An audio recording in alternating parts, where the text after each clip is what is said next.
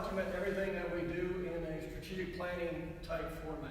So if you come up and say, well, I didn't know you did these things, I show you on this beautiful magazine that just came out today how we've been doing things since 2007 when I first took office. So we have a detention and corrections division that takes care of the jail. We have law enforcement that takes care of about 150,000 residents in the unincorporated area.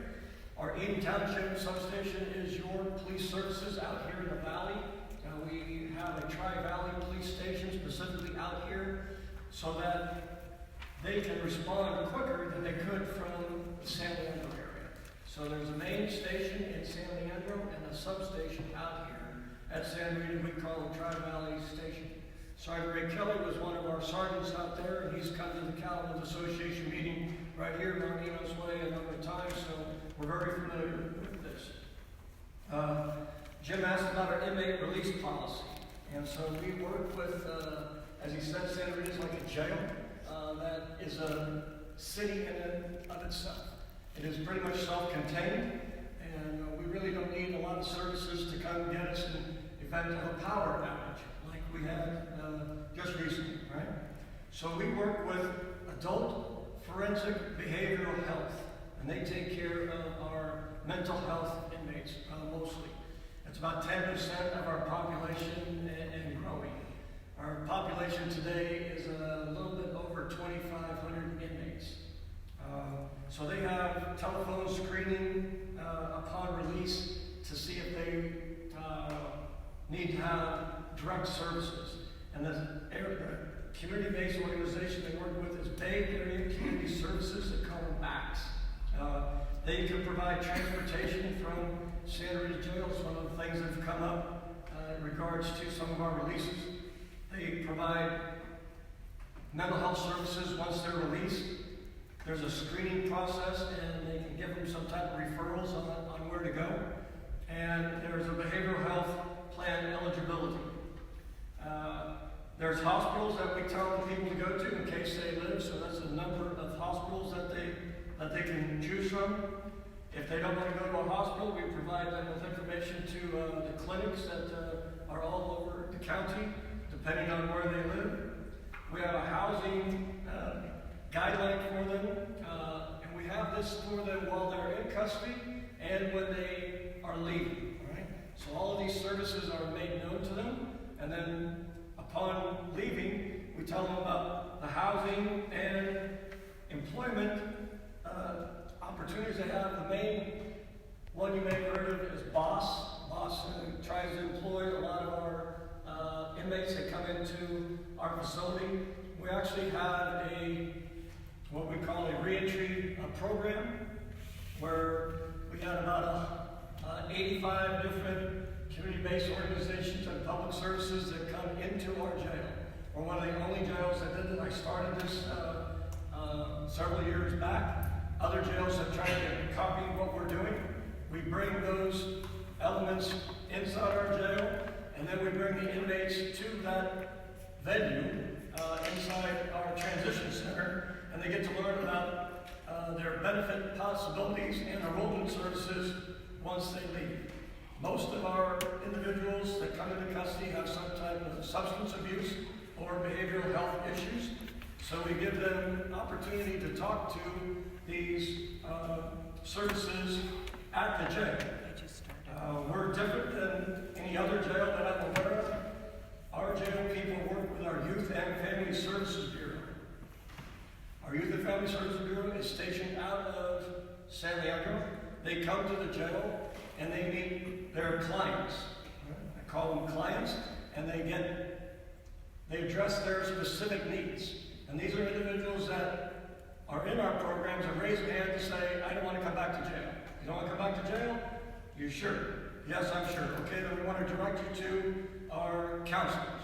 Our counselors come in and meet those individuals 6, 7, 8 times prior to their release. So there's a relationship that they build. Upon their release, if the inmate chooses, our counselor will meet them upon their release and take them to an alcohol program, a drug program, an anger management program, a clinic, services, whatever they best decide they need. Upon release, and he mentioned release a number of times, there's a 6-page program that we have able to provide to each one of the individuals upon their release. So it's not just a pamphlet. Here you go, if you want this, you can have it. Not everybody takes advantage of these type of programs. Many do, but some don't. What we've seen is a lot of increase in overdoses because of the increase in opioids in our Alameda County. So we have a Narcan program. You guys know what Narcan is? Okay, so we have a Narcan. No? Narcan is a antidote to an opioid. So they have an overdose reaction. The people that experience opioids as a drug of choice, they need a 2 milligram blast. It's like a nasal spray. Pictured here, just a nasal spray. 2 milligram blast will bring them back and revive them. We have, because of drugs been smuggled into the jail, because people use drugs as soon as they get out of jail, and they've been not so much exposed to the opiates that wouldn't cause them a normal overdose, but because they've been away from the drug for a while, they might have an episode. We've saved in excess of 8 inmates who would have died had we not had Narcan in our facility. But we also provide Narcan to them upon their release. We've had about over 200 inmates involved in our opioid education once they leave the facility, their choice. I'd like to have some additional help, and we provide that to them. But only a few people have taken advantage of our Narcan upon their release. So they're told about education, domestic violence, and provided transportation in certain instances.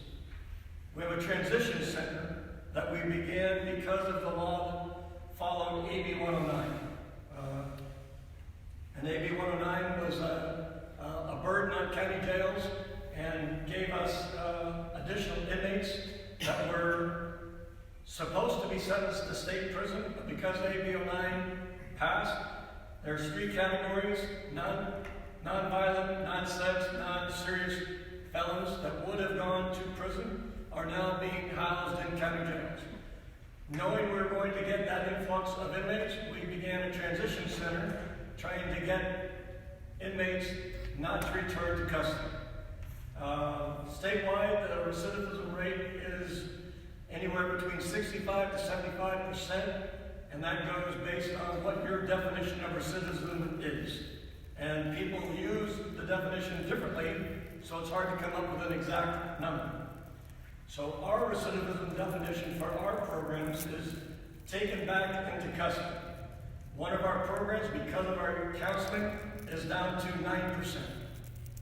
So instead of 65% returning to custody, 9%. That's one of the best programs that I'm aware of in the state of California.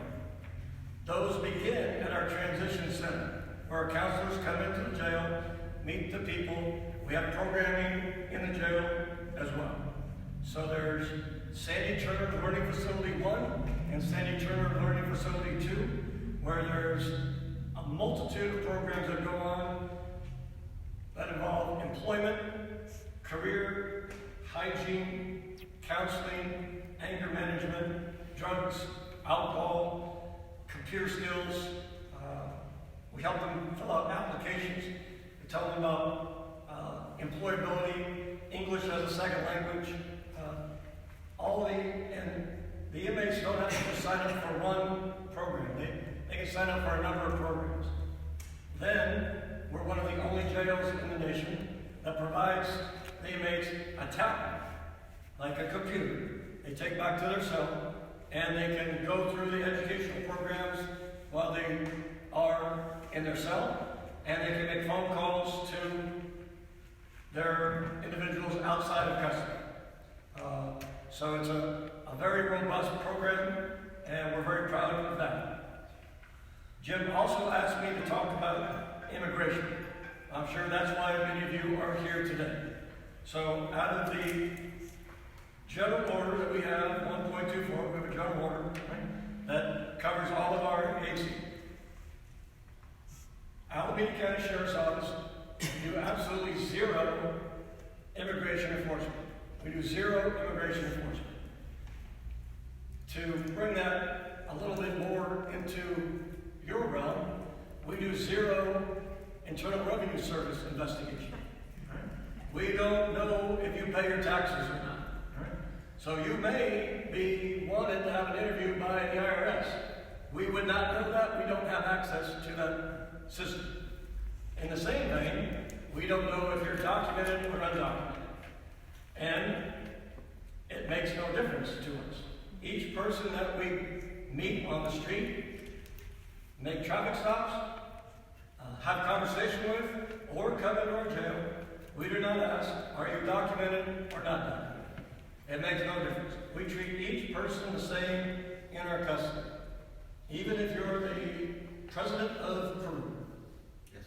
We have the president of Peru in our custody right now involved with a huge, large-scale corruption case. Right?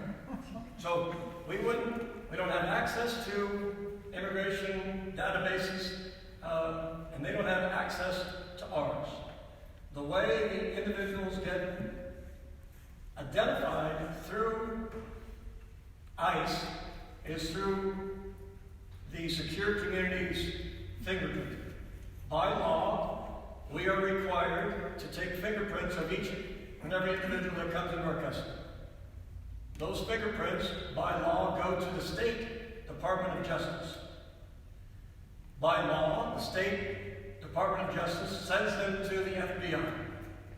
The FBI, by choice, sends those fingerprints to Secure Communities.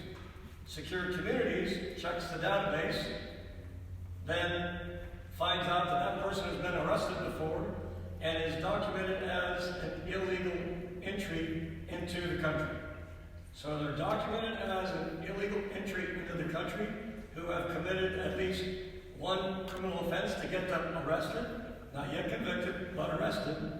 Then the second time they're arrested, because that's the only way Secure Communities would have their fingerprints is the first arrest.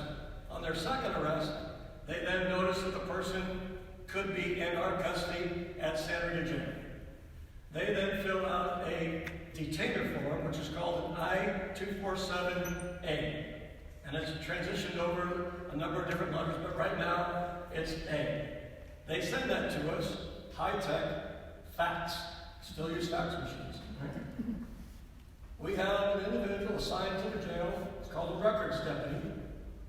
One guy responsible for looking at all of those sheets. Those I-247s are reviewed, and by California law, Senate Bill 54, there's very few laws that an individual could be arrested for that we can even notify ICE that the person's in our custody. So let's go back to 2007 when I first got elected. We were getting ICE into our jail every day at 5 o'clock in the morning at Glendale Jail and at San Rita Jail. They had access to all of our inmates.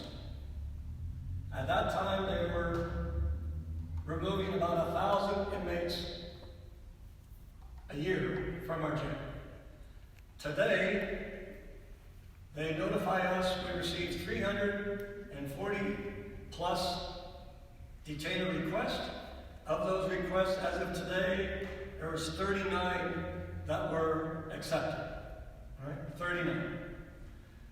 So the numbers have gone way down based on laws that have been passed by Senate Bill 54. The law makes it illegal for us to even comply with some of those requests. And so we don't. All we do is process the individuals, and then upon their release date, ICE can come and take the people from our custody that meet these specific requirements of violent crime, sexual assault, sexual registrant, multiple offender. Right? So it's a long, long list. I can show you on a PowerPoint a lot easier, small typing. If you need to know afterwards, I'd be glad to answer any questions in regards to that. The government code that, if you want to go and research, it's government code 7282.5.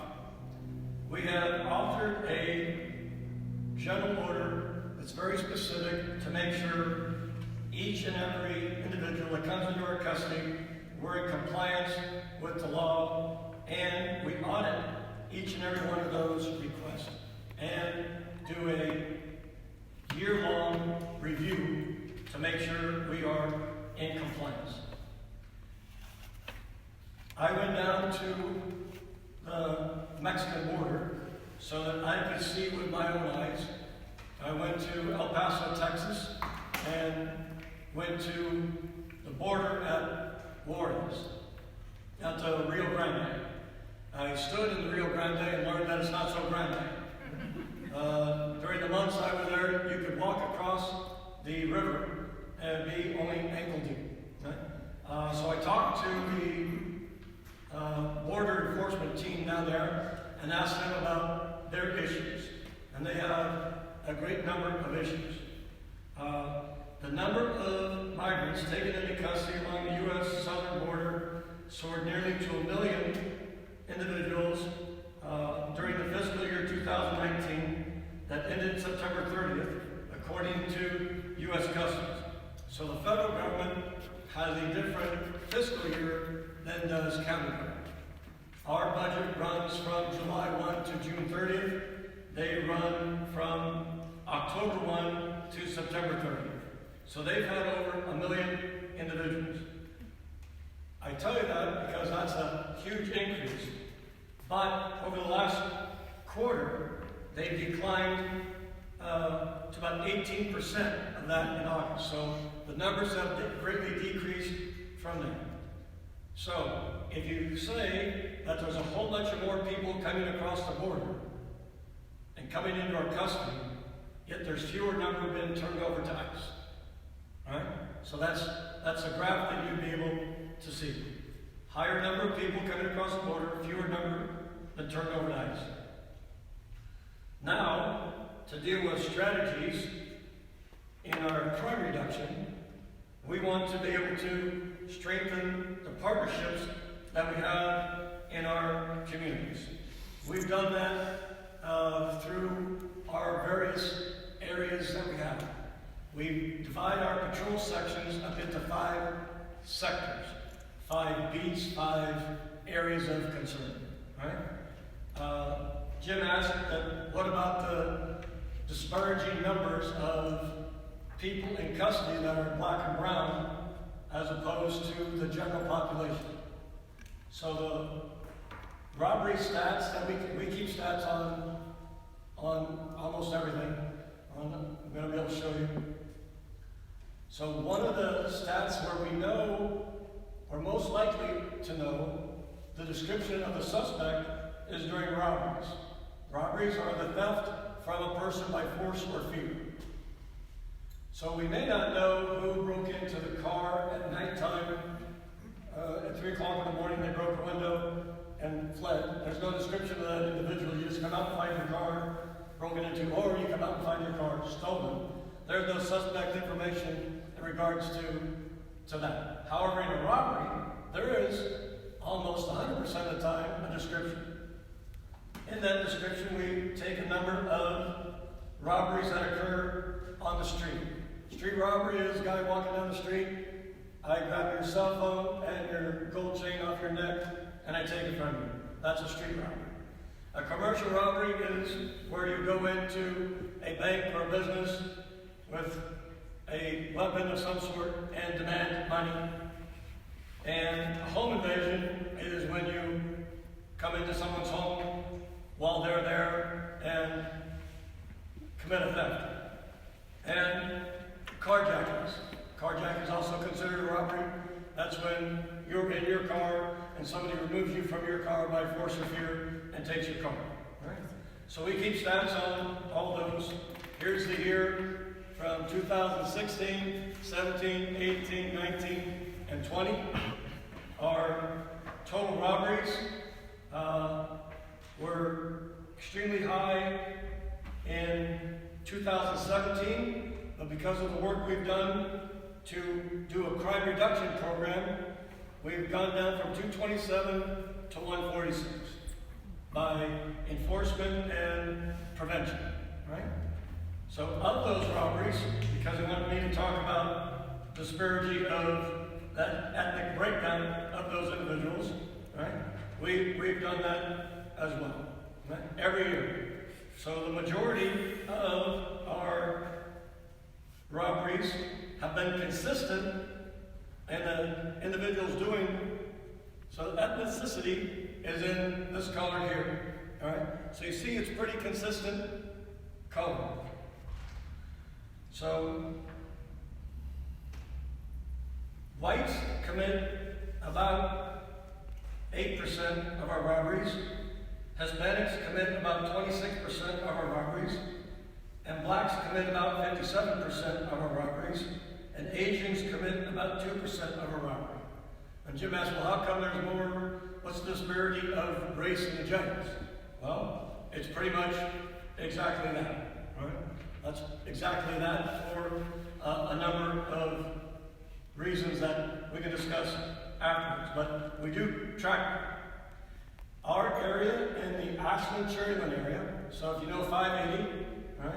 Everything to the west of 580 is called Ashland Cherryland San Lorenzo. That area is a very challenging area in regards to criminal activity. It's my belief, and what I've preached to our people, is that crime is related to unemployment and poverty and education and the environment and health. Right? Those are the 5 things that I believe are responsible for high crime areas. We have addressed each one of those areas. So education, we've worked with our explorers, create a program for them, allow them to be cadets. We pay the cadets money, explorers are free, high school kids, cadets are after high school. After the cadets are made to go to 20 hours of work a week and 20 hours of education or more a week. So we're trying to address education. With unemployment, we're hiring the cadets. The cadets, after they get hired, they have an opportunity to see how we work and join our agency as a sheriff's safety aide, a sheriff's tech, a sworn person, or a professional person. So we're trying to give them benefits. Our area in Ashland Cherryland area has an average income per capita of about $19,000 to $20,000 per person. The households there, maybe about 60% of them have Spanish as their primary language. When we hire those cadets, we give them benefits. We give them benefits that does 2 things. That allows them to have better health. I said health is a problem for crime, so we're trying to address the health. And it also alleviates the pressure of the parents from paying money for those benefits. And they can direct that money to other resources. The environment, that's like couches and crud on the roadways and garbage dumps. We have a program where we have both the explorers and cadets drive to and from school, tell us where those items are, and work with our public works to clean up that area. We also have an art program where we've done a number of murals on buildings that were previously vandalized by graffiti. You may not know graffiti as being a problem. We know it as a problem because it's not just graffiti, it's not just the marks they make, it's what the marks mean. Right? The marks mean a lot in the world of gangs, and we want to make sure that we're not giving them free advertising. Since we put up the murals on the Angry Fish, the Ben Davis store, the La Raza grocery store, the overpass at 238, 0 vandalism on those buildings. So we're working to work on the environment. So I can go farther on to how we're addressing those 5 criminalistic ideas, but I think you get the idea. We also work with intervention and prevention programs. We have 23 recreational programs. Health. We want to make sure the kids are healthy. 2 quick stories. Very overweight kids. 1 kid was over 300 pounds. 1 kid was approaching 300 pounds. We put on a boxing program. They said, hey, I want to come in. I want to be an explorer. You want to be an explorer? What's your goal? I want to be a badge personnel. If you want to be a badge personnel, you're overweight. You have to work on your weight and your fitness. That kid started in 2012 as an explorer, became a cadet, became a sheriff's safety aide, and is now deputy. And he now weighs about 225 pounds, and he's a very good boxer. The next guy is close to, he was over 300 pounds, and we're getting to him. He's lost about 75 pounds as well. Our boxing program puts on Golden Gloves competition fights at the Royal Sunset Adult High School. It was almost a vacated, dilapidated building. We took it over, converted it to a gym, converted some of the classrooms into a dance hall, raised one of the best dance instructors you'll ever meet. He doesn't dance. But we have programs for these individuals that go from formal dance to yoga to exercise. We have a Deputy Sheriff's Activities League where we put on soccer. Kids out here have to pay to play. Pay to play soccer. In our league, you don't pay. We pay for you. We give you a uniform. We used to give them cleats. I can't validate that we give them shoes anymore. But we provide the fields, the balls, the referees, the coaches, and put on a league. Our team that has 10-year-olds on it is rated number 1 in the nation. Number 1 in the nation. We take these kids that come from an impoverished area and drove them down to San Diego. Many of them have never left Alameda County, never saw the beach. They opened up the car doors, they ran to the ocean. They even had a good time driving through Kern County, and that's nearly impossible. So the breakdown of those programs, we keep stats on everything. You come in, we make a check on it. Right? Of those programs, American Indian and Native Alaskan, we had 20. Asian, we had 1,200. Black or African American, 800. Native Hawaiian or other Pacific Islanders, 690. White, 632. Latino, I saw you write down, get your pens out, 4,544. Let me repeat, 4,544. In 1 year, we had over 6,000 Latinos. The demographics of what we do, we keep track of them at the various places that they go, all right? So it's not just a one-time scorekeeping, it's the number of places they go and what they do. Boxing kids and boxing events, 443. We have 229 kids that we're providing boxing instruction to. For discipline, for instruction, for fitness, for activities. One of our beliefs, if you're out boxing with us on Friday night, there's 2 things that are going on. You're not being a victim, you're not being a suspect. Then you get tired, and you go home, and you don't stand on the corner. You're not getting shot. Right? That's the reality of this area where we work. Because of the 229 kids were being dropped off by mom and dad go, hey, you're running around, you're hitting the bag, you're working on the heavy bag, you're working on the light bag. Can I do this? We have 223 adults that are now in our program. We're watching their kids, getting in shape. Once again, there's 2 things that are going on when they're at the boxing gym. The adults are not being a victim, are not being a suspect while they're in our gym. We have soccer programs, free recreation. We have Our Sheriff's Football Club, 2019, has 253 kids alone. So right now we're at about 1,134 under 18 or 18 and under kids in our program. Of that, 3 are Native Alaskan, 168 are Asian, 112 are Black, 96 are Native Hawaiian, there's 88 white, there's 635 Latinos, and 33 others. Community outreach. We keep track of what they do. We do a program called Eden Night Live.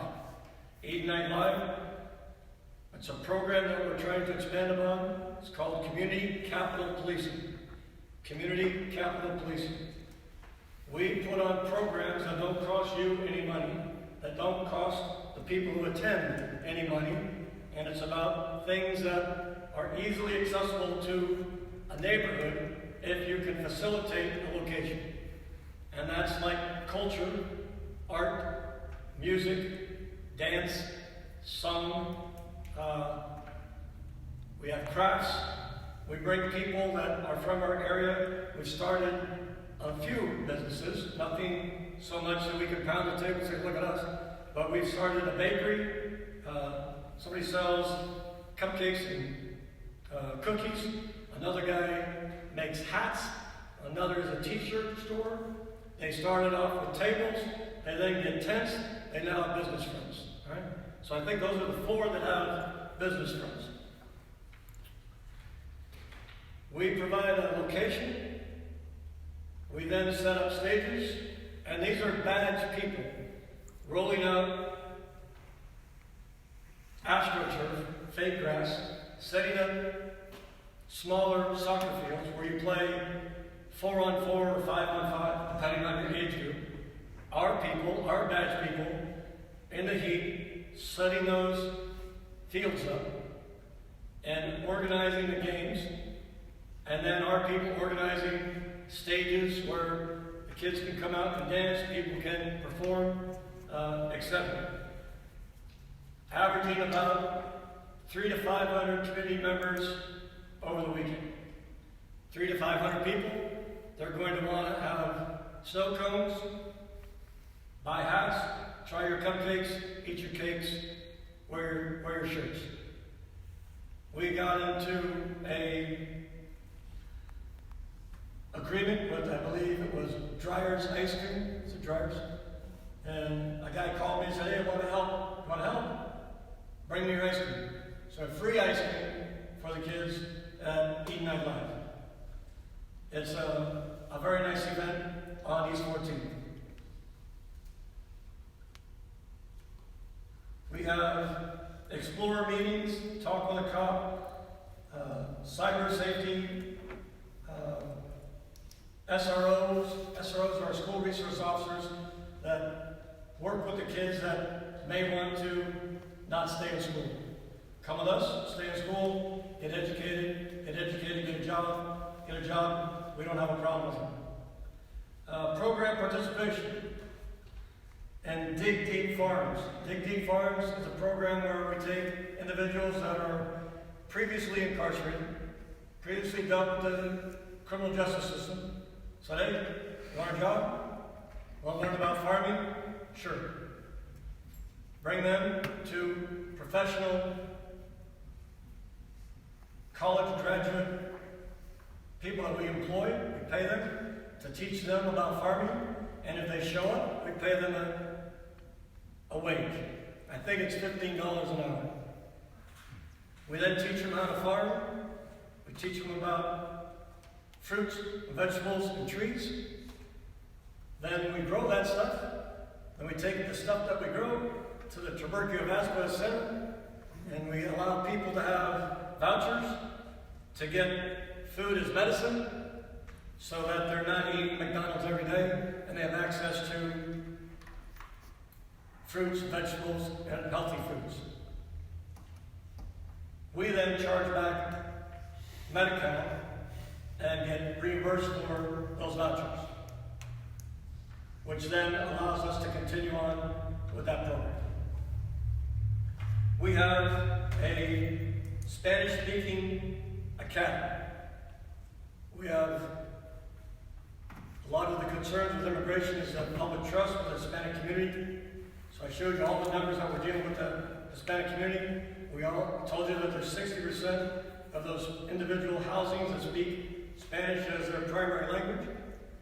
We put on a Citizens Academy where they come and learn about our agency. And we do that in Spanish at the Royal Sunset High School, then bring them out on tours of San Rita Jail, of our Office of Emergency Services, of our Regional Training Center, and educate them so that we can have a safe and livable place. Lastly, homelessness. Huge issue in Livermore, huge issue in a Corbett area. We have a very robust program. We've identified 35 specific sites that are well hidden from your view as you drive over our roadways. They're mostly under the bridges, down canals, up creeks, under hillsides, covered by the trees. If you go to most areas where there's free running water, you'll see trees and bushes and shrubs that are grown because of the water that's flowing there. Well, they provide coverage for the individuals for homelessness as well. So we go and make notice with them and tell them that they're trespassing, they're littering, they're creating environmental issues. We cleaned up a number of sites. One was near Highway 238 and a cost of over $50,000 to Public Works. Another site was cleaned up at the Fairmount Hospital, which took 22 large dump trucks. The ones that have 4 wheels in the back and lift up in the back, 22, plus a large container. I think it was a 20,000-ton container that was also filled. In that debris are needles, waste, garbage, and all that flows down to your creeks. All your creeks go to the bay. All that pollutes the area. On average, we estimate it's about 33 gallons per person per week. So that builds up and creates a problem. We're anticipating a very large cleanup, and Caltrans has told us it's going to be well over $100,000 to clean up. So, with that, I'll answer questions.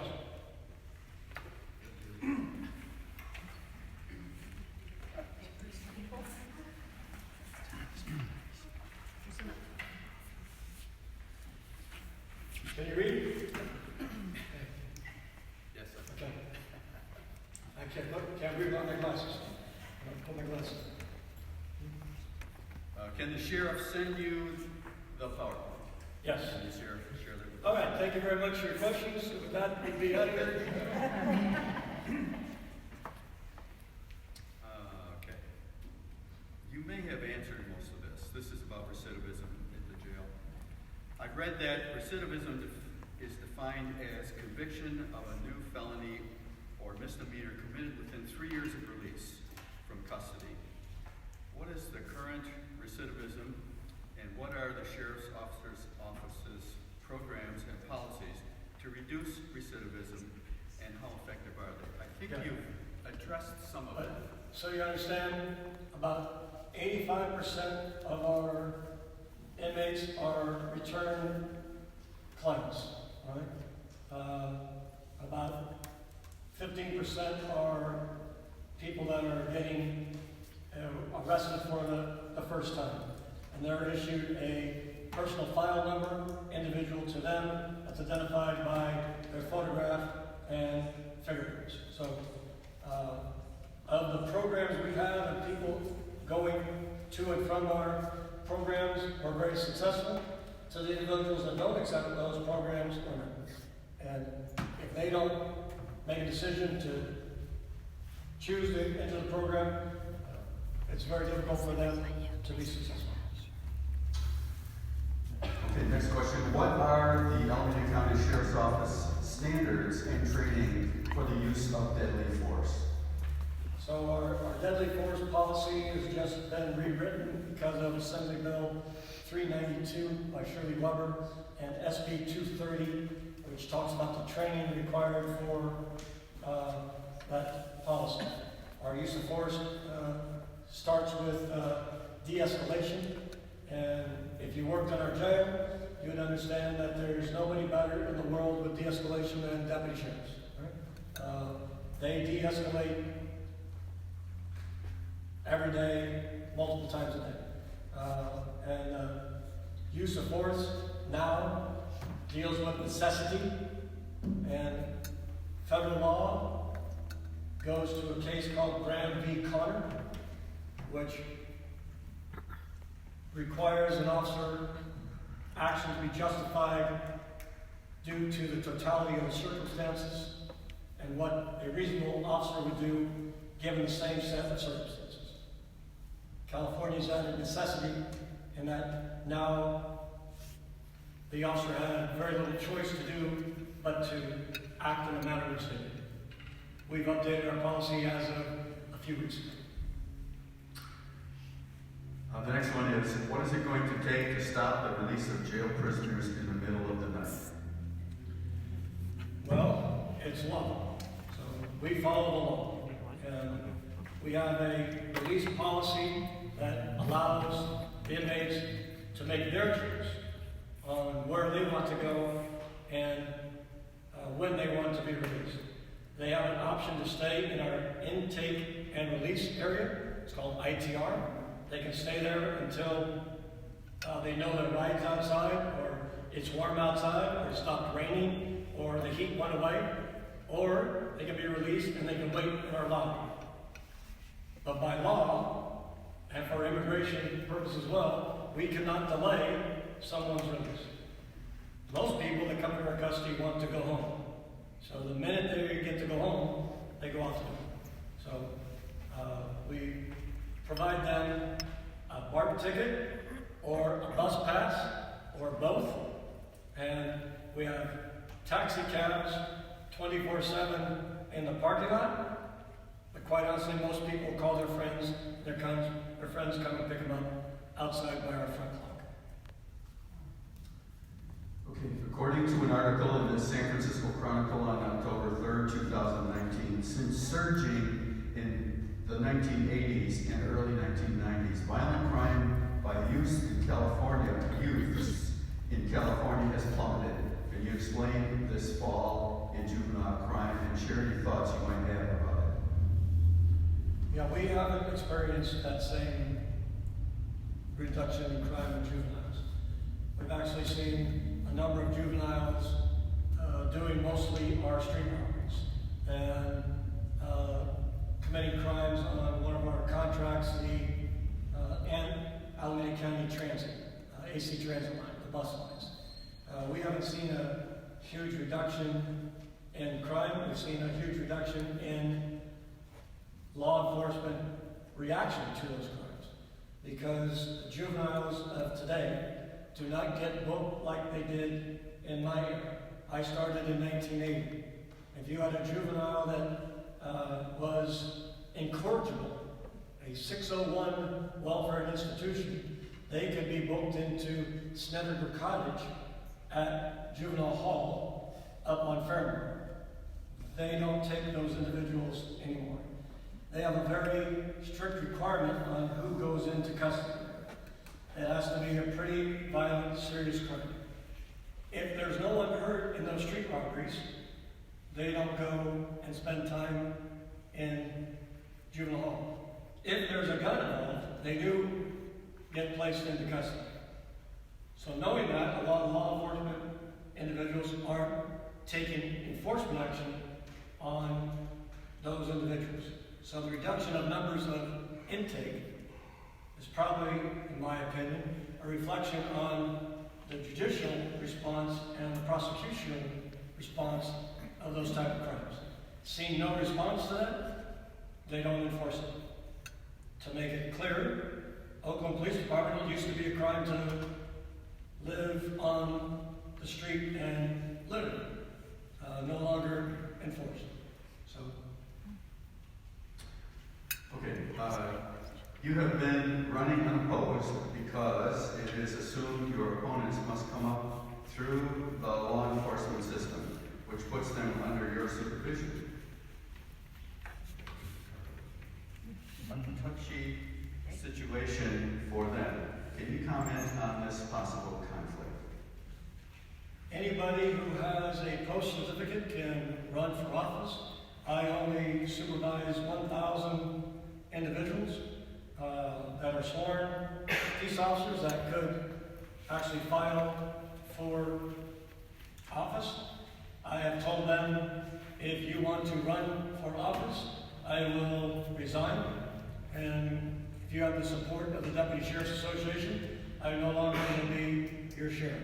However, I'm going to work very hard to retain the support of the Deputy Sheriff's Association. So, if they go to their body and they agree to run against me, I will step aside and move away. There are another 20 law enforcement agencies, so there's 21 law enforcement agencies in Alameda County, and I only oversee one. So anybody from those agencies can run, and if they do, I'll defeat them and beat them down like they've never been beaten. Okay, thank you. What happens to homeless people when their camp is cleared? Okay, we'll go to document number 85. The same type of documentation is given to these individuals that are identified as homeless once we describe it as a camp, right? 2 or more people, right? They can all see the sources, resources, names of the clinics, where they're located, and our counselors will even take them to those facilities. We tell them ahead of time, you are going to be eradicated from this place in 3 weeks, and we give you a date for which you're going to go. At that time, here's your pamphlet. We come back 2 days before we're going to remove them. Here again is your pamphlet. We come back at the day of eviction, and many of them are gone. The ones that are on probation or parole are questioned more directly and to see if they have any wants or warrants for them. If so, they're taken into custody. If they're in possession of stolen property, they're taken into custody. If they're under the influence of drugs, they're taken into custody. Where they're unable to care for themselves or others. Not just a little bit high or you drank 2 beers. Right? I actually have our people, and he's going to nod his head when I say this, have our people do a PAS device. PAS is a preliminary alcohol screening device, because you can't just arrest somebody without offering them to take that breath test to see their level of intoxication. We will not make any minor offense arrest that would never be prosecuted in the district attorney's office. They have to have a belief that at the time of arrest, that arrest is going to be prosecuted.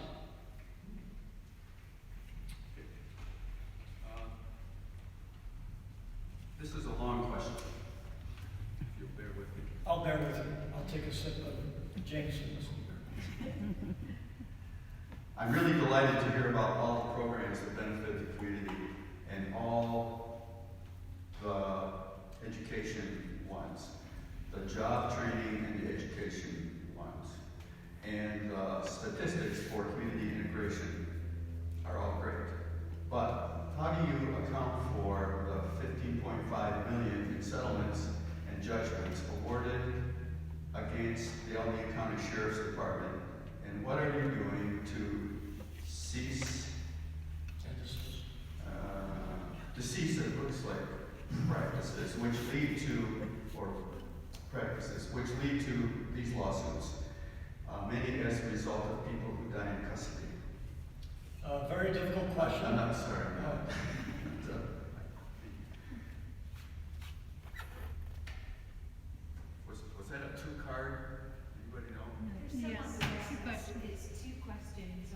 think I understand. Okay, wait a minute, there's something about that. Yeah, it's another question I- on a different topic. On the back? Yeah. Okay. Can I answer the Yeah. also? So, we have a internal team that reviews each and every one of these litigations. And unfortunately, we have people that violate our policy. When they do so intentionally, I fire them. When they do so in a criminal matter, they get criminally charged. So there's two types of violations. One could be a mere violation of our general order or our policy, and if it's intentional, they get fired.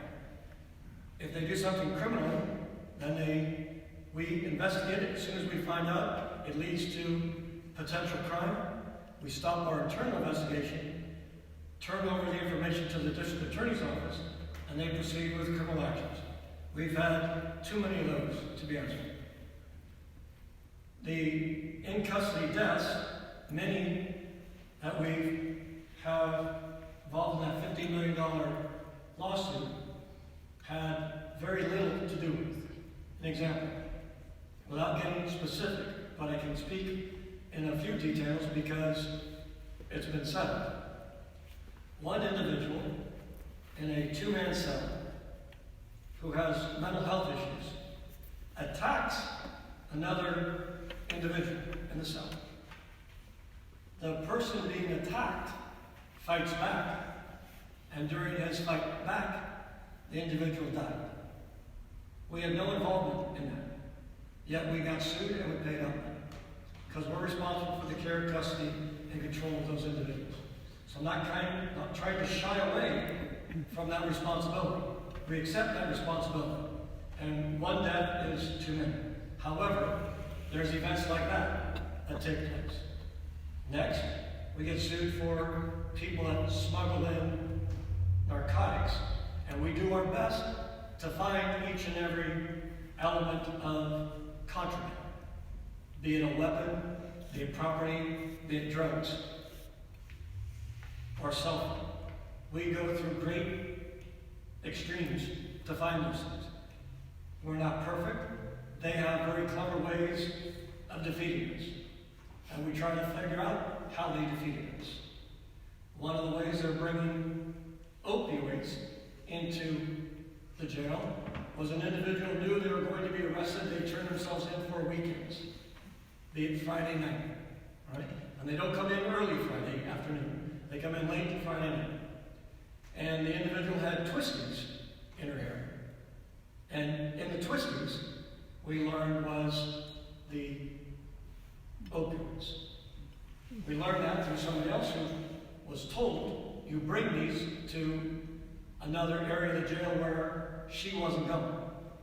And she goes, I don't want to be involved. And that's how we found out. So we stopped that process.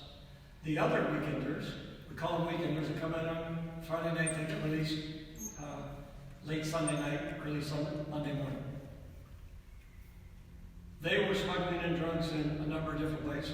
And then they would go to a housing unit and be rewarded for the smuggling in of those narcotics by payment outside to somebody else on the street. So we now have our weekenders go to one location, so they don't have access to the other individuals. So we do not like to settle these litigations, but they sue us in federal court, and if we're partially responsible for any element of not being perfect in our policies, procedures, and general orders, we then have to pay millions of dollars in legal fees. That's why they sue us in federal court. So we settle most of those cases through our attorneys, and over the years it's added up to $15 million. What resource do you wish you had more of other than dollars? And what can the community do to support your work? Wow, that is very nice of you. Whoever wrote that, thank you, Ray, for writing that question. So, I tell every group that I speak to, and I'm going to tell you, we are understaffed and underfunded. So I know you said not money, but We are understaffed and underfunded. We're not funded for a lot of things. Example, we started at the jail, we're about $8 million underfunded at day one of opening the jail for our fiscal year. So then we have to find ways to mitigate that lack of funding. So personnel, you talk about lawsuits. Many of these lawsuits and jail deaths wouldn't happen if we had more people. So 2,500 inmates. And with those inmates, I have 400 badged people assigned to them. They work 4 different shifts. It's 100 people per shift. So 100 people per shift are responsible for 2,500. Many people in the community who disagree with a lot of my actions have called for an audit. I say audit. Bring me the audit. I welcome the audit because every professional person we brought into our jail has said, you need more staff. Where are your deputies? Oh, we don't have them. Next, you ask, what can you do? Well, you can indicate to your elected officials that you would like to see more staffing for the jail to prevent such type of events. You could suggest to them that with staffing, I could put on more programs because we're not a hotel and a all-encompassing resort. So if somebody wants to go to religious services, right, we need to escort them. It takes people. We can't just open the doors and say, be free, come back at dark. Right? And it doesn't work that way. There's a lot of issues with individuals. In fact, almost 50% of our population falls under the category of special handling. So, personnel.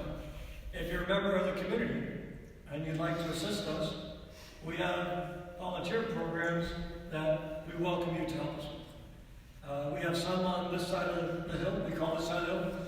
Anything east of Round Ranch Rodeo is called this side of the hill. The other side of the hill is called the other side of the hill. And it depends on where you are. So if you work on that side, this is the other side of the hill. If you work here, it's called the other side of the hill. So we have programs that you can come out, you can participate. We can teach you how to box, dance, do yoga, or you can teach if you have some specific skills. What sort of anti-bias training do your employees go through and how often? I think it's one of our learning domains in the police academy. Starts off, I wish I knew this exact number. I knew it before. There is a block of teaching that goes on in regards to diversity training. And it continually changes because of the language and verbiage that's considered acceptable and not acceptable in today's world. 50 years ago, acceptable. 20 years ago, acceptable. 10 years ago, acceptable. 5. So words have different meanings to different groups. And we train our people in regards to that. Special needs individuals, individuals of sexual preference, those numbers and categories have increased since I became a deputy sheriff in 1980, and we teach them. Continued professional training, they're required to do every 2 years, and we have diversity training in that regard. We're also required to do sexual harassment training that has the same type of requirements. So it's in our policies, it's in our practice, it's in our academies, it's in our continued professional training, and it's in our supervisory and management day-to-day operations. Can I ask a follow-up to that? Yeah. Because diversity sounds different from anti-bias to me. Cultural And diversity. so it is pretty much covered in sexual harassment training and diversity training. So they cover the topics crossover, and they're. Is it specifically anti-bias training though? Because diversity, like you were talking about language being different, that sounds different to me. cultural diversity. There is a bias-based training in California law. So we have to complete. And how often? I believe it's every 2 years. So and we're big on training. We have what we call perishable skills, all right? If you play golf, you would know if you don't go out and practice golf, you're not going to be very good if you didn't play for 5 years, right? So we have the same thing with driving skills and defensive tactics skills, those type of things. Perishable skills, they go and get trained on a regular basis. The same thing with sexual harassment, diversity, all of that gets retrained and retrained frequently. Thank you. Given the information you gave us about help given to people, particularly young people, how do you explain the death after release of a young person from my community who was not given the medicine he needed and was left to fend for himself? He died 1 year ago, 3 days after his release from Santa Rita. And that's another name. I have it.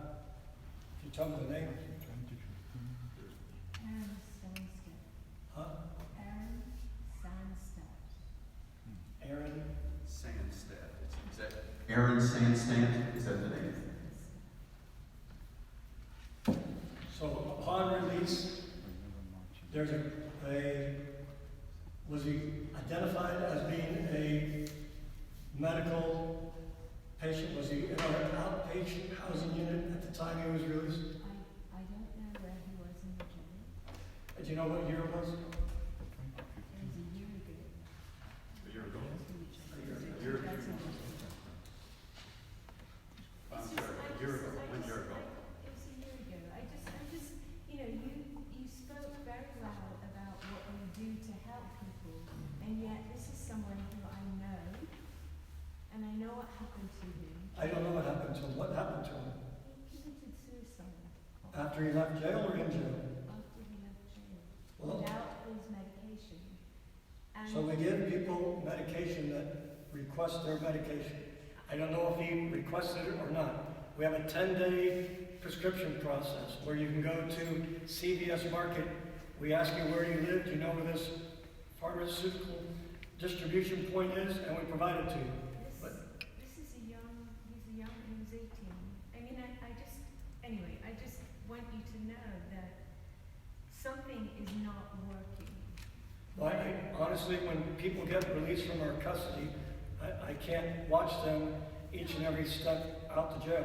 But we try to take steps while they're in jail to prevent them from suicide. We actually have a team of adult forensic behavioral health people that identify individuals that have suicidal tendencies. Well, all I know is that he did not get his medication, and it's very sad.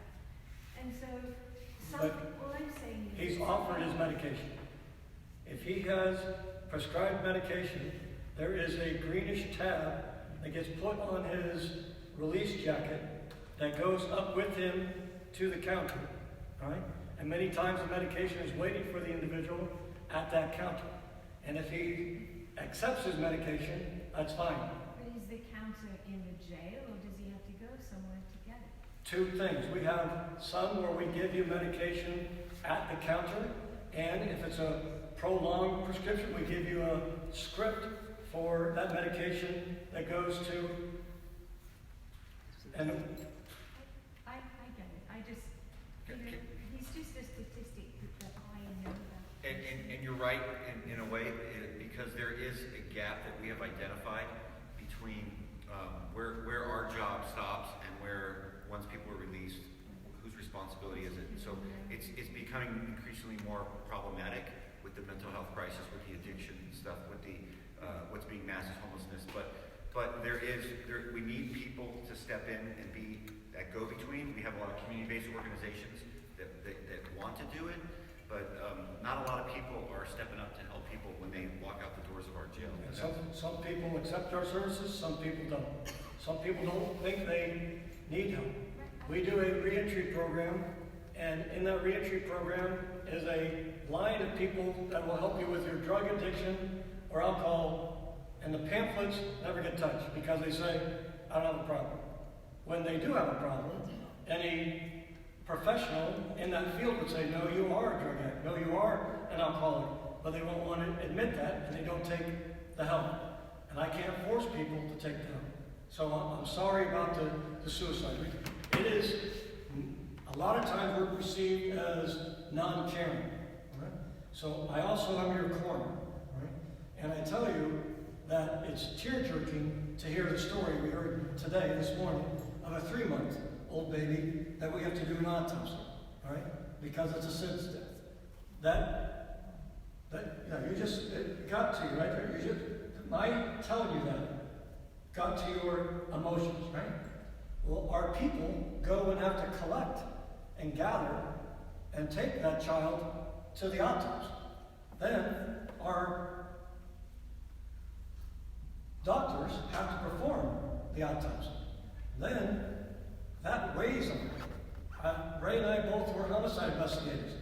It weighs on you to deal with death. It's not, we care about this. We do our very best to avoid those situations. We don't want to see the decaying body. It is awful, but we have to do that to investigate that to see who committed that crime. So we do care. And that's one of the things that I really object to is when people indicate that we're not caring. It hurts. We cry. We tear up. We hug each other and say it's going to be okay. But thank you for the question. I'm sorry for your loss. In your new training for deadly force, in your new training for deadly force, will your deputies be trained in shooting a person in a part of their body other than chest, groin, knee, shoulder? No. We train to stop the threat. So if you identify a threat, and it depends on the circumstances, and there's so many ifs, all right? If somebody were to come in through that door, charging with a gun and start shooting at people, Ray and I would take immediate action to do with it. We both dealt with armed suspects that had guns, rifles, knives, and we don't have to shoot them because we can talk to them. You can see in their face, for the most part, not every time, you can see what's the intention of this person. But if they have to engage the deadly threat, they're taught to shoot in center mass. If you want, whoever asked that question, or this group, if you want, we can show you our training and put you through a simulator to see what that is all about and how difficult it is to strike a subject that's moving, let alone strike a subject that's moving in their leg, in their arm, in their foot. It's nearly impossible, all right? So you're moving, they're moving. It's, you'll see where your rounds go. We have a computerized system that shows you exactly where your rounds go, and then you'll have a better understanding of what that means, right? Somebody has a gun, turn this way, they turn this way. I turn very slowly, so you can see what the time reaction is, right? We do a lot of training in that regard, a lot. And it goes on for, just out of the academy, it goes through a lot. Are your mental health counselors at Santa Rita Jail, are they MFTs or LCSW or have counseling degrees? They're all certified, and we have different layers of counseling. We have a counselor, and I don't know the terminology. All of our nurses are RNs. We've upgraded them from LVNs, so our counselors, services that go on through adult forensic behavioral health that are actual employees of healthcare service agencies, not me. They're employed by healthcare service agency. They come into our jail. I employ the counselors that come and try to help you once you're going to be leaving the facility. Please go over the process by which undocumented inmates are identified and the process by which ICE may become involved. How are they identified? They're identified mostly through secure communities. There's another way that they can be identified. If the investigator from HSI is looking for an individual and has a warrant for that person, they put an alert out.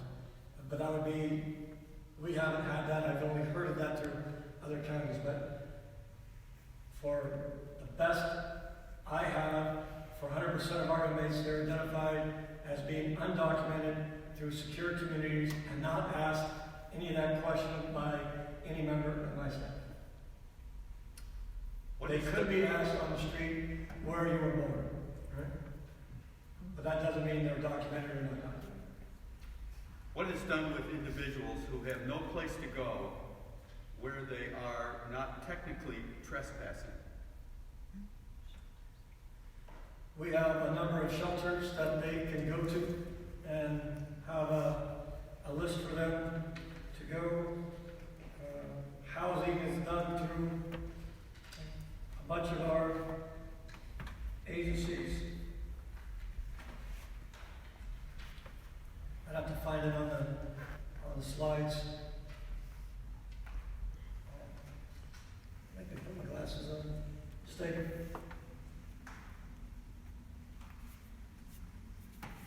So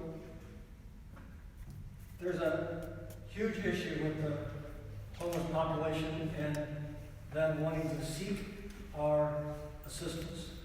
So we have reentry programs that deal with that, a total of about several thousand individuals. He's a sergeant. That's on this side. Yeah. It's a sheriff. Sergeant Sheriff.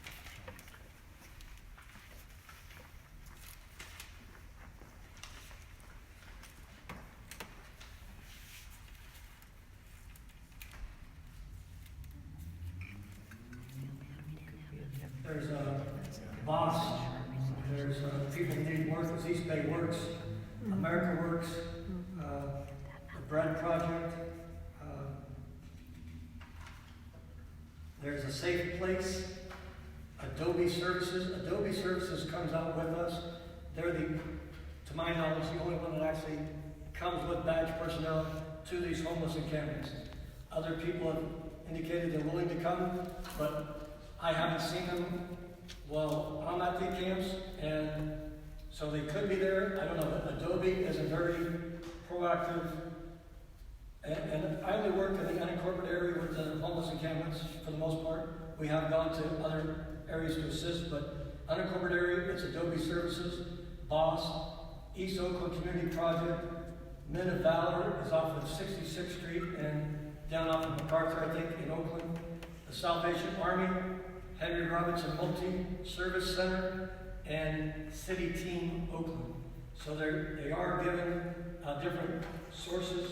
Adobe will take care of you and provide you access to their shelters, mostly from here south to Fremont, and the other boss works mostly Oakland and north.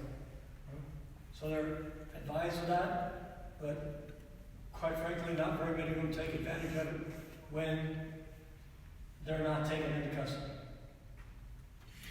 Thank you very much. Any other questions? I don't want to, if you want to read it, there's. I wonder if you could clarify your answer to the question of what can be done to stop the release of prisoners at midnight. Okay, so their choice, right? It's their choice. It's their choice. But the free bus tickets, they won't work because the buses don't run and the bar isn't going to run at that time. I don't understand why there would be a possibility of releasing someone at that hour. I mean, what is the rationale? Because by law, I can't keep you in custody. No, but you could let them out a little early, you know, like at 5 o'clock the night before. We have a 24-hour process of releasing people. So when it's your time to get released, we would bring, say it's right now, I'm guessing it's 4:22, sorry. I missed it by a few minutes. It's 4:22. At 4:22, a deputy at the booking area would say to a housing unit, right, hey, you're going to get 3 releases. Right? 3 releases. Give me Smith, Jones, and Kelly. Right? Okay, got it. So they go and move them to a multi-purpose room. They gather up all their stuff. It takes them. Some people want to bring their jail stuff with them. Some people don't. They have candy bars and popcorn and top ramen and books, and so they get a bag. They go. Now they walk to booking. They get to booking. Probably be 5 o'clock or so when they get to booking. Then at booking, there's other things that are going on. So they're going to come up. Okay, Smith, you're up. It's now 5:30. They don't release Smith, Jones, and Kelly at the same time. Okay, Smith, you get released. You have no other wants or warrants. Booking sergeant gets your file. He looks. He validates that the deputy did everything correctly. Okay, Smith, be on your way. Okay, Jones, you're up. Now it's 7 o'clock. Okay, he's doing. Then something happens. Oh, hold on, Smith, you got to lock down. I got to go over here, take care of this altercation that's going on. Right? So, although they're in the booking ready to be released, sometimes that takes a number of hours. Now it's 9 o'clock at night. Kelly's ready to be released. Kelly, you want to go home or not go home? 100% of the time, I want to go home. They don't wait. So if it happens at 1 o'clock in the morning, he goes, I'm good. I got people ready to pick me up. So, And we're 45,000 people a year are processing through San Luis Jail. So you can imagine per day, I think it breaks down like 300 people per day, something like that. Right. So it's a jail policy to have it a 24-hour situation. right. By law, I can't keep Kelly. If you got arrested for DUI right now, you would go to San Luis Jail, you would go through the breath test, you would do that. We'd have to wait for you to sober up. It's now 4:30 in the afternoon. About midnight, you might be sober. We cannot hold you any longer than that. We're going to give you a citation, and then you're going to walk out the door, maybe at 12 midnight, around that time. And 90% of the people have somebody waiting to pick them up. If you don't, we allow you. Do you have any? I don't have any place to go. It's cold outside. Do you want to stay here? We do. We allow them to stay. Some people do stay. And then, or you can stay in the lobby where there's other people. There's different circumstances for different folks. Some people that say they're involved in gang activity, right? They don't want to wait in the lobby because other gang members are coming to bail out, other pick up. I'm comfortable here. Can you let me out in the morning when it gets warm? You bet. And then we take them out. Right? So it's their choice. A lot of reasons they want to stay, but mostly 98% of people want to go home then. It's because you have so many that you have to do it on a 24-hour. Well, they want to go. No, I understand they want to go. I just have a problem with letting somebody out with 3 bus tickets that aren't going to work at midnight. You know, Right. that's all. And I know that there's been problems with somebody being let out like that. And so I was trying to get to the cause of this release at that time. Clearly, it's a jail decision. I asked the district attorney, was it a sentencing decision? And they said no. And so I was trying to put the finger on, well, what is responsible for this? And so as I hear you explain it, it's because you've got so many that you've got to do it on a 24-hour basis. And they want to go home. It's more on they want to go home. I can hold more people, but it's against the law for me to hold them. So if you're scheduled to be released at... Well, who schedules? I don't need to belabor this point. That's fine, no. I want to make it clear that so it is difficult for people not working in the jail to understand our policy, right? So if your court date will say you're to be released on October 11th, right? So on October 11th, we'll come to you on October 10th. You want a midnight release or do you want a daytime release? Really? Yeah, you can, And they can choose? yes. Really? Or you're, like Grayson, you get arrested, and by the time we get done processing you, it's 3 o'clock in the morning. Right? So, like, people are going to be arrested tonight for drunk driving. They're going to leave the bar at 10 o'clock, get arrested. They're going to be ready to be released at 3 o'clock in the morning. I can't hold them until 8 o'clock in the morning because it's dark. So it has really nothing to do with the fact that if they're held until 5 minutes after the hour, there is a reimbursement for an entire No, day? no money. That's why I wanted to No ask one. this question, because I wanted to, we seem to run a very tight ship. Right. And I really wanted to get the real reason why this is happening. We arrest people 24 hours a day, they get released 24 hours a day. Yes, sir. Are people still kept in jail on serious felonies, I mean, but because they can't pay bail? Say again. If a person has committed a serious felony, but he can't pay bail, so is he kept in jail only because he can't pay bail? No, but he can't get released until he goes in front of a magistrate. So then the magistrate decides if they're going to release him or not. And it's a very contentious issue right now. There's a bail reform bill that's been pending where they're saying there is no cash bail, which would further exasperate the time that we would be releasing people in the middle of the night. And people would stay longer than what they would really like to stay. But for a serious crime, there's a bail schedule. So whatever crime is committed, there's a bail schedule. But he can't pay the bail, it's too poor. So they can't pay the bail. So then we schedule them for, by law, the earliest court possible. And that's normally the following day. However, if you got arrested on Friday night, it's going to be Monday morning. However, if you are in that category, the officer, the arresting officer, has to create a probable cause declaration that gets reviewed by a judge. Then the judge will know the bail schedule. He'll know the minimum number of facts authored by the arresting officer, whether to keep that person in custody or not. So it is reviewed by someone other than the arresting officer. But there's very few people that are in our custody that are even eligible for bail. Out of the 2,525 that are in there today, they gave me the numbers thinking you might ask me a question about bail.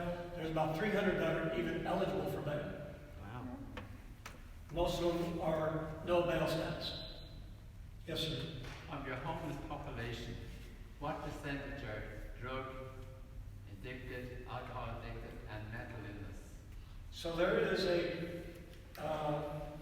community-based organization called Roots. Roots brings medical aid to known homeless camps. Right? They can't do it to the unknown, but they bring it to the known homeless camps. They came and talked to me because their funding is in jeopardy by the Alameda County regulations. They showed me where the average homeless person, has 4.1 issues in regards to being homeless. Of the 4.1, they listed 10 most obvious reasons: alcohol, drugs, poverty, mental health, diabetic, other health issues. So 4.1, so it's a combination. What we found is that the reason people are homeless is not the fact that they don't have a house over their head. There's other issues that cause them to be homeless. For the most part, I would think the two highest percentage things are drug addiction and mental health issues. Livermore, we're here in Livermore, there's a homicide behind the Walmart. Walmart, AK-47, put 15 rounds in the guy's chest. So it's not just somebody that never had possession of a weapon. A show of hands, how many of you own an AK-47?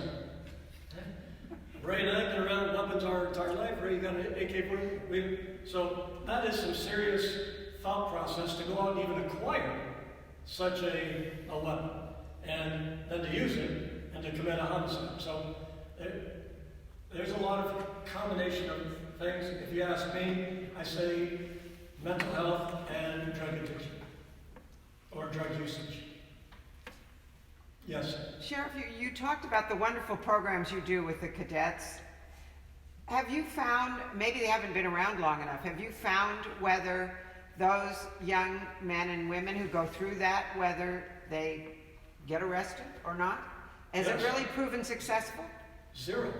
We've had 0 arrested, and we've had full-time employees. I believe 3 of the, I wish I started this program. It was an idea of one of my commanders who's been in law enforcement 50 years.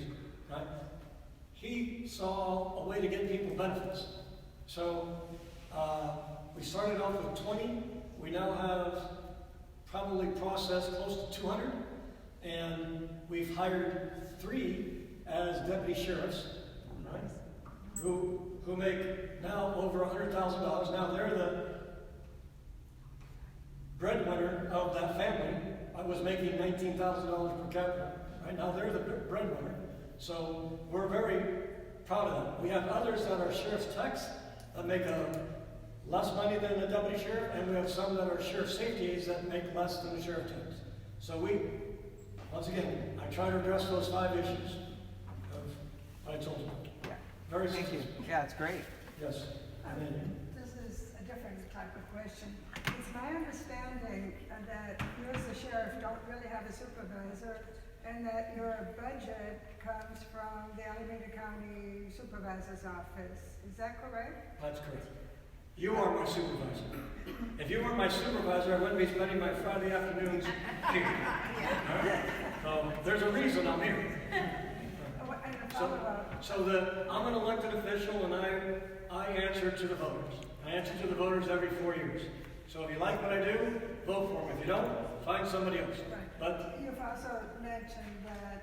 let me finish before I forget. Sorry. Then please keep your train of thought for the rest. The Board of Supervisors is the authority over my budget. They decide how much money I'm going to get to do the services that I provide. And once they give me that money, then I provide the services that I believe is best for the community. And your next follow-up. Okay, so yes, so we elect sheriffs, but you've said as long as somebody who would like to be a sheriff has certain certifications, they could apply, as I understood what you said. And if somebody wanted to apply, you said you'd step aside, or how was Yes, that? when I first became sheriff, I got elected in 2006. I was elected in 2006, re-elected in 2010, 14, and 18, right? And since I got elected, I told our Deputy Sheriff's Association, I am going to be your sheriff. But the minute you decide you don't want me to be sheriff, I will step aside. That's how confident I am I'm going to be the best person for the job. I have a lot of faults, but confidence in being a good sheriff is not one of them. All right? Can I have another follow-up? It's, you have to run everything according to the laws that are applicable, correct? Correct. Do you have, where do you have any latitude to make your own procedures and policies? Thank you very much. Great question. So, I hope you people with pens, right, writing notes for every word I take.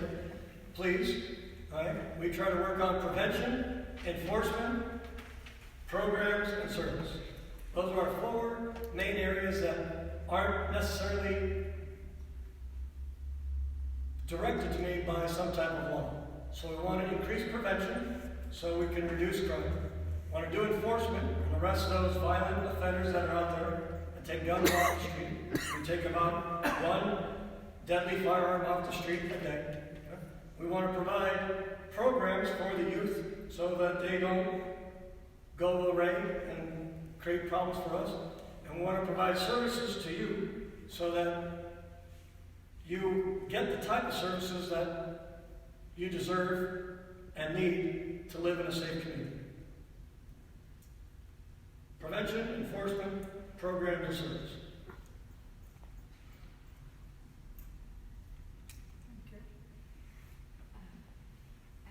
Oh, you were next. I'm sorry. Thank you. Well, I also have two questions. Okay. The first builds on some comments about the programs for youth. And it was unclear to me while you were talking how you recruit for those programs. I'm concerned about what I've read regarding the school to jail pipeline for youth. Are you recruiting just from the community, or is there an attempt to get youthful offenders into those programs? So, very complicated question. So we have school resource officers who work at our schools, middle schools and high schools in the unincorporated area.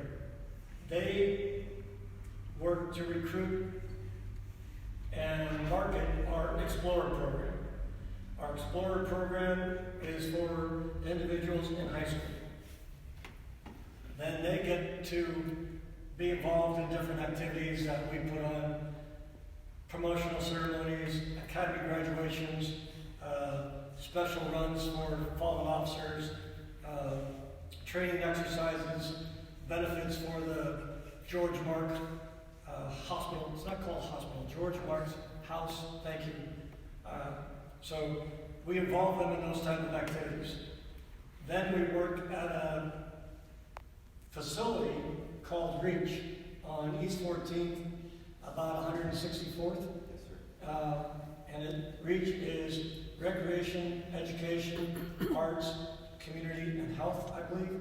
And we are there dealing with both individuals that haven't been involved in the criminal justice system, as well as people who have been involved in the juvenile detention facilities. So we have access to them. We then try to encourage them to be a part of our other programs so they don't continue on committing crimes in our area. So it's, and the Reach Center, which I did not think would be as successful as it does, gets in excess of 150 kids a day. 150 kids a day go there.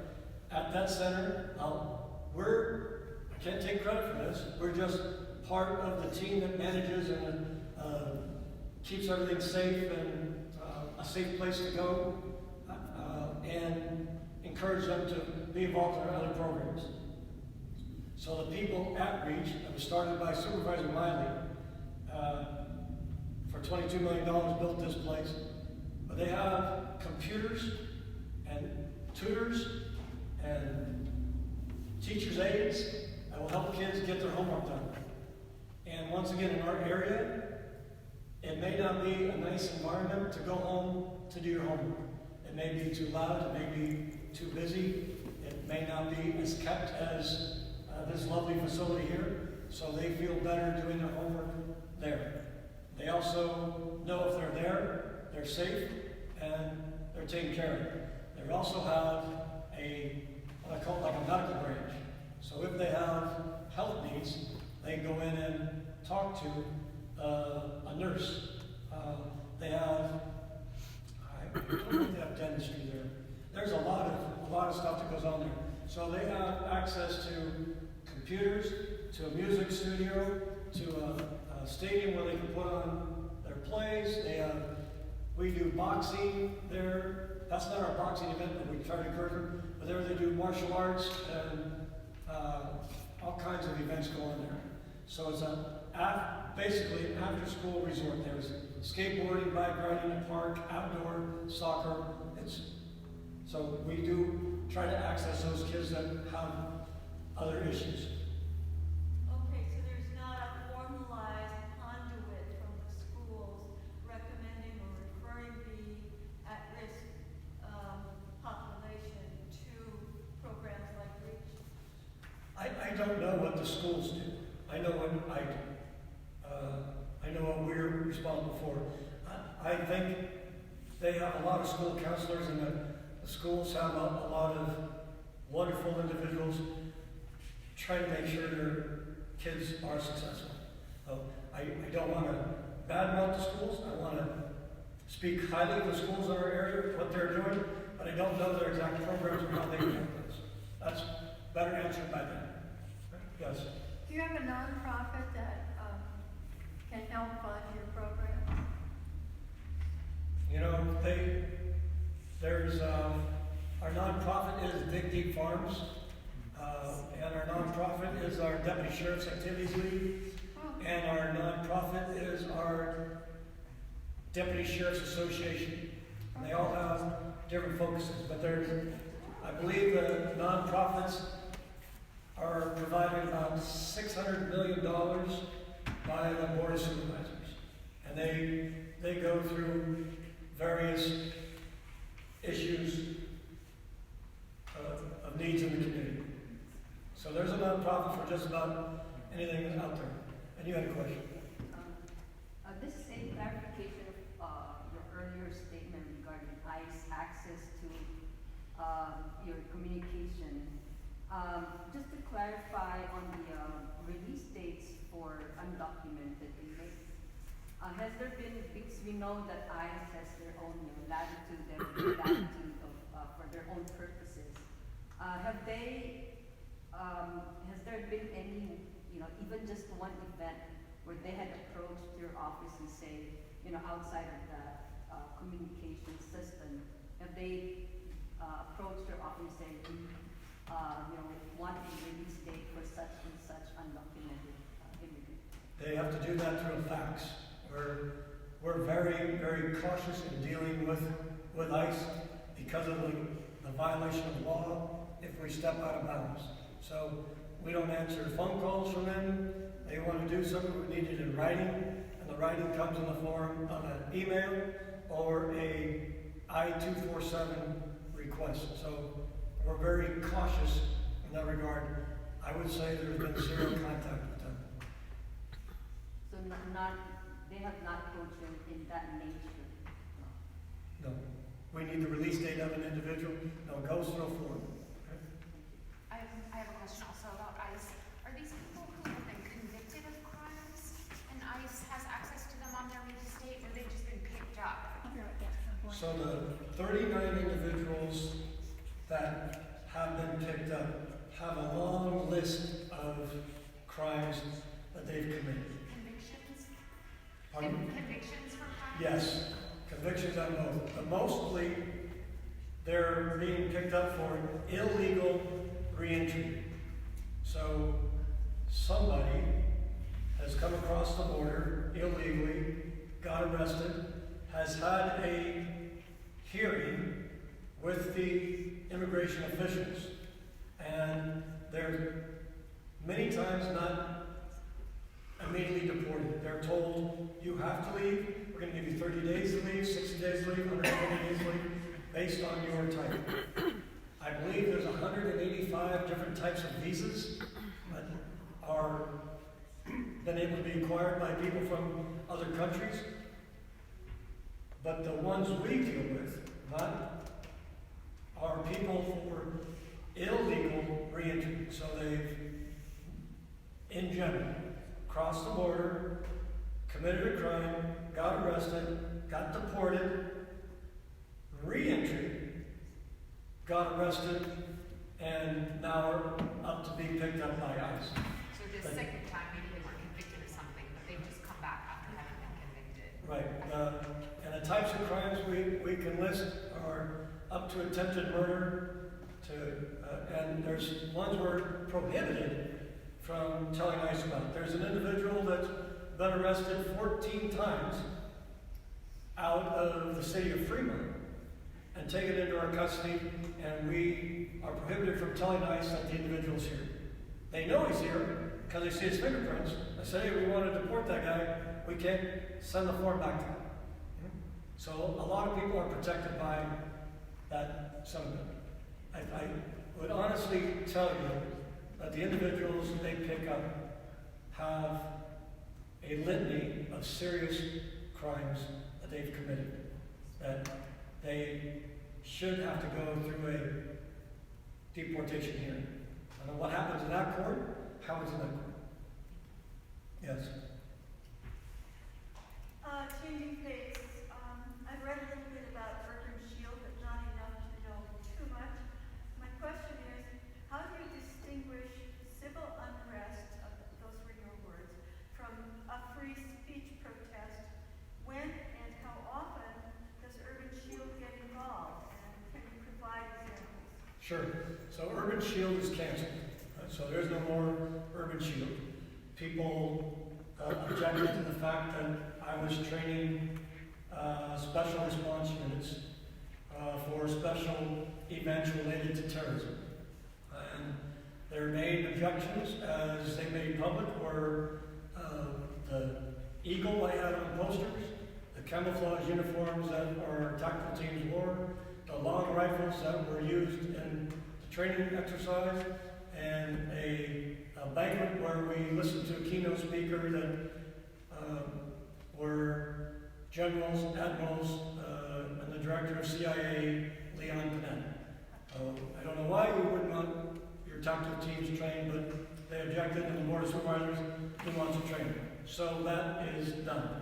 But there's a difference between a civil unrest and free speech. We are the providers of safety for people to have their free speech.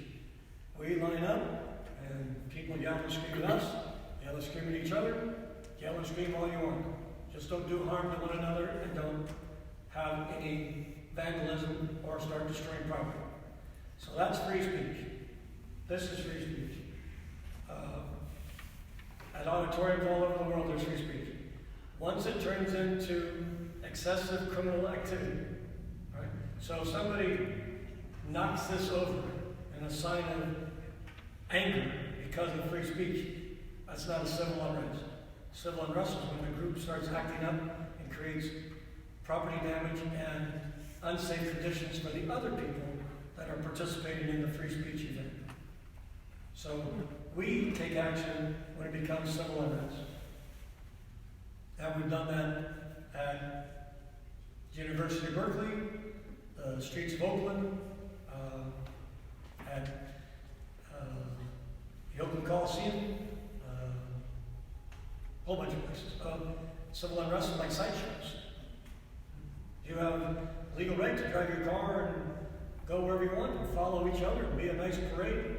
And once you start spinning tires, shooting guns in the air, burning buses, and ravaging through a 18-wheel truck that has property in it at some levels. Yes? Just to sort of follow up on what you're saying, and your examples there at the end were helpful, but how many people go into making that call for what becomes just a little, maybe a little bit of vandalism or a little bit of fisticuffs versus when it's gone over the threshold? Is it just your call? Is it the officers that are there's call?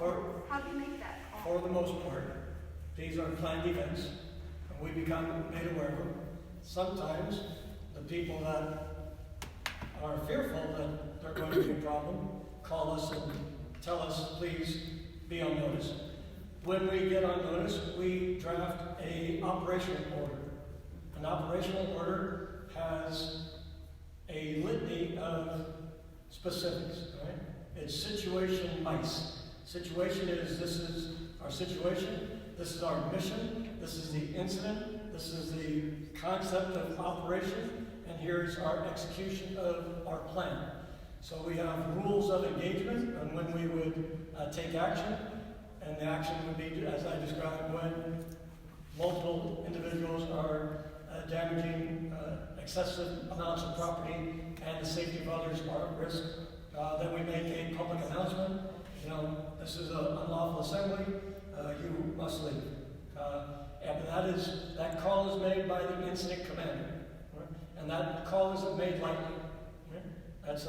We put up with a lot of stuff because I'm here, stuff, before we activate. Yes, I have actually a question about phones in jail. yes.